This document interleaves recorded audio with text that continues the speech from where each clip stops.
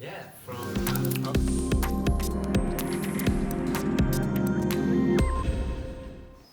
From dominating outer space to the inner space. In fact, the spaces in our brains, the neural links in our brains, or at least a pig's brain for now. Elon Musk has made the leap. I think a lot of people have been talking about it. It's not just science fiction, but we've known that there are ways, because the brain basically runs on electrical impulses, that there are ways that we can engage with the brain in new and dynamic ways, and trust Elon Musk to be the dude who figures it out.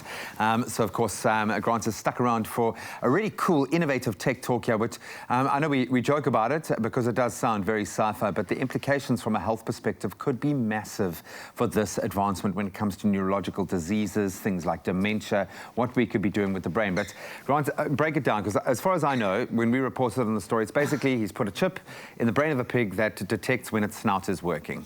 Essentially. A lot of people think that this is science fiction, that we're going into this like wild future that people don't understand. My parents, even when I say to my parents, I was like, you know, we're going to have self-driving cars, that we're not going to have a driver, the cars are going to drive themselves, and we're not far off from that. My mom just throws her hands up, I'm glad I'm going to be dead when that's out. I'm like, why? Like, that's exciting awesome. stuff. Yeah. You know, why is that the thing that you're You've scared already of? got flying cars in Dubai that can ferry people around driverless. I mean, why not? Yeah. So with the Neuralink, it's actually a part of a bigger conversation that's been happening in science fiction and in bioscientists for a very long time now. This is not, it might be coming out of nowhere for us in the public, but this is a concept that's been... because it's actually happened now. Yeah, because it's starting to happen practically.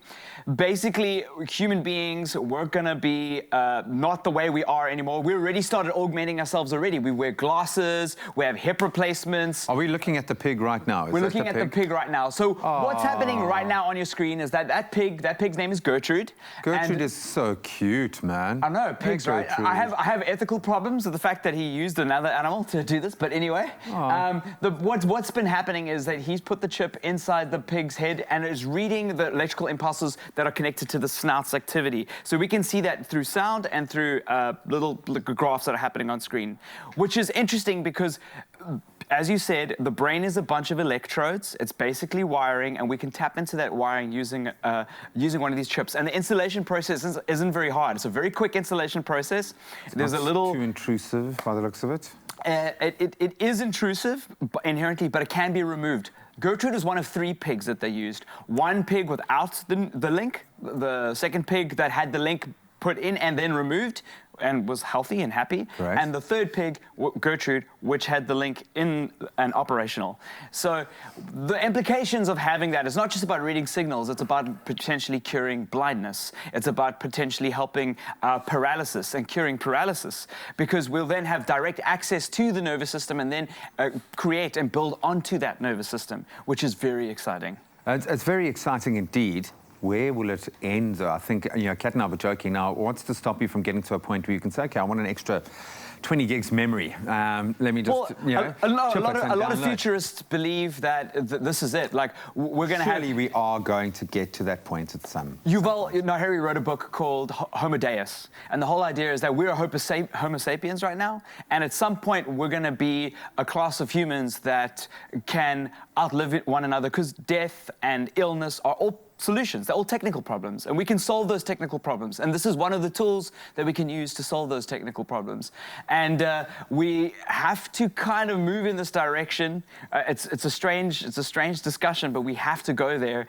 And what that looks like generations from now, we probably can't predict. We probably won't be around, but there might be children today that are going to be benefiting from that, and our grandkids are going to be benefiting from the decisions that we make with this technology.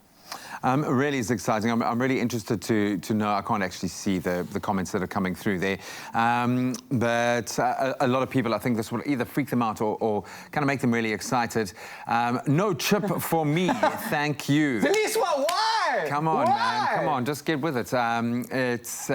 Yeah, that's why. Conversation that needs to be had. I'm not sure if that was relating to our kind of being more conscious and mindful of the environment. Absolutely very, very important. How do you feel about it? Let's wait for some more comments to load. How do you feel about introducing tech into the human brain, that space? Surely we're looking for faster ways of interfacing. wouldn't it be nice to be able to, when playing a game, we put on VR headsets, why not just put a patch Look, onto the side of your head and go into that? There's definitely going to be entertainment benefits from this, like having like a Terminator, like a UI, you like heads-up display in your interface. While you're driving, your chip will detect that you're in the car, and your interface will change, that kind of thing. But the practical, the health benefits. So, and again, we think that this is totally out there and totally wild, but we already do augmentation of some kind. So, and there was a time when people thought that glasses were too invasive. Having a piece of like glasses on your face to correct your vision was too invasive. Or a hip operation was just unheard of. Heart surgery that Christian Barnard did, unheard of. And we've started to push ourselves to a space where the one way we can now do is improve. How do we prolong life by 2, 3, 4 times? Improve lives in the third world, in developing nations, in areas that don't have. I think having that access to technology is a big part of it. But I think the bottom line here is it's happening. We are going to Mars. It's happening. We're going to introduce biotechnology. It's happening. You've got to get on board, and you've got to get comfortable with that, because it's going You've got to understand it. I think there's a big gap between what it is and the understanding of it, and just learning it. Instead of just having a knee-jerk reaction and going, nope, I don't want it. Learn. Teach yourself. Read. Are we curing disease, or are we, guiding missiles? That's the next big question, the dilemma, the moral dilemma that's going to come with all technology. So that wraps up our tech news for this week. And then, of course, some impressive developments happening in our world. Our world is becoming more and more like science fiction. But what is science fiction if not a projection of the future? So we're so glad now to announce past week's Fortnite hamper winners. What a great way to launch our Fortnite extravaganza. And this includes one Fortnite Kitty Biddy Boomers. Let me make sure that I get this right. The Biddy Boomers, absolutely awesome. And wireless speaker, and then one McFarlane Fortnite figurine. McFarlane makes some of the coolest figurines they're amazing. ever. So, ladies and gentlemen, drum roll, please. Our winners are Felicity Snehans from Port Elizabeth and Jaden Rassi. Congratulations. Woo! Give them a big round of applause. Well then, guys, you got yourself those awesome little, and those Biddy Boomer speakers. Chatted to Gareth about them. You can attach more than one as well. Yeah, you can tether them, so you can have them all around your house, or if you're at the swimming pool, all around the corners of the swimming pool. Really, really awesome, and they do pack a punch by the sounds of things. And then McFarlane Fortnite figurine for a collector. He's cool, man. He's cool. So congratulations. If you want to join us again, of course, next week we'll be getting into another battle royale to the Outlaw Boys. What an awesome group of guys and players. We won 2 battle royales with massive victory royales in a row on TV.